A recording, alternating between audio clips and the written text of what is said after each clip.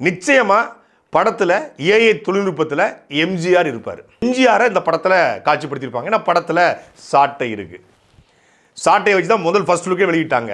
அப்போ எம்ஜிஆர் ஏற்கனவே நான் ஆணையிட்டால் அது நடந்து விட்டால்னு சொல்லி சாட்டை எடுத்து அன்னைக்கு அடித்தார். அதனால் எம்ஜிஆர் வந்து ஒரு காட்சி காட்டுறாங்கல்ல, 15-20 அமைச்சரை கட்டி போட்டிருக்காங்க. அவள் கட்டி போடும்போது ஒரு கையில் சாட்டை இருக்குது. மேலே வந்து ஒரு ஃபோட்டோ தொங்கலாம், ஒரு ஃபோட்டோவோ ஒரு ஃப்ரேமோ.